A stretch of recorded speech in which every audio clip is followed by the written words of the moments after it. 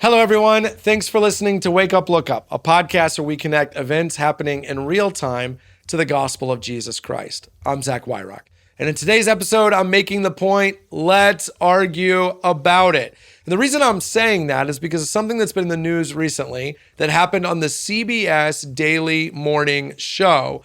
Ta-Nehisi Coates, a renowned author, has a new book out. And part of his book, he takes issue with the existence of the Israeli state. He argues instead that there should be a government comprised of the ethnic makeup of the region, a government that includes Palestinians. This is Coates' political position. But what's interesting about the interview on CBS is that it is counter to the position of one of the journalists, Tony DeCouple, who makes the point in the interview that Ta-Nehisi Coates' position is offensive to Jewish people like himself. And what ensues is a 5-minute debate that is awesome to watch. Both guys are incredibly articulate about their position. They're respectful. They ask hard questions. They bounce back and forth. At no point are they personal or demeaning. It was really a pleasure to watch. It reminds me of what used to be called journalism. That's why it's so discouraging to me that only hours later, CBS issued an apology saying we got it wrong. We should not have pushed back on Mr. Coates' ideas so hard. We should have been more welcoming to him as a guest. What are we talking about? It's a news program. The guy wrote a book in which he makes some pretty radical claims. By the way, one of the things I really appreciated about the reporter is that he clearly read the whole book. He referenced multiple sections. He talked about how certain parts of it made him feel. It was a dynamic conversation. It was an argument, to be sure, but it was the right kind of argument. And that's what breaks my heart about CBS's apology, because what they're really saying is that Ta-Nehisi Coates had a book out and we should have brought him on and just celebrated him as an author, celebrated his perspective, and left it alone. But actually, what really honored his perspective and honored his work was the debate, the exchange of ideas, the knowing of the reporter that he would have answers to some obvious and really hard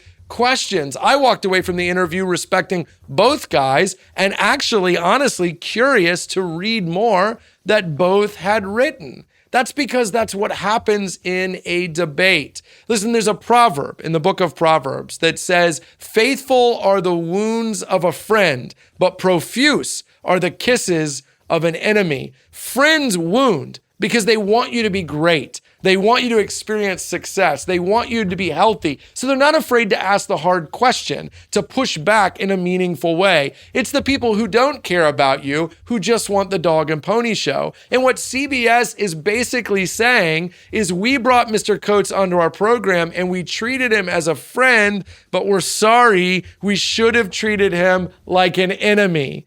But you know who would have really lost in that? It's not Coates and it's not the reporter, it's you and me.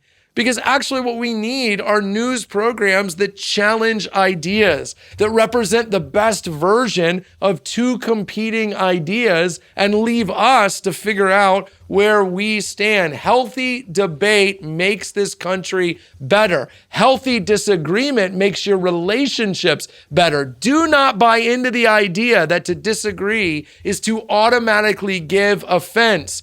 Kisses seem nice, but they're coming from an enemy. That's what the proverb is saying. It's the people who really care about you who care enough to challenge you. And it's the people who really care about this country who care enough to challenge ideas. And that's a great segue into this. I know today is election day, and you're probably hoping we're going to talk about the election, and we are. But I want to let the dust settle just a little bit so that I know who won, so that I can help you think from a biblical perspective about the aftermath of the election. So tomorrow's episode will not be about the election. That's because we're letting the dust settle. Want to make sure we know who won. But Thursday of election week, 2 days from now, you will have a Wake Up, Look Up episode about the election. Hey, thanks so much for watching this video. While you're here, we'd love to ask you to hit subscribe or to like so you get future content. If you listen to the audio version too, make sure you leave a review and a comment. That really helps. Consider sharing it on social media and helping us get the word out. And hey, while you're here, check out all the other content that Christ Community Chapel is putting out, including the videos that are around me right now.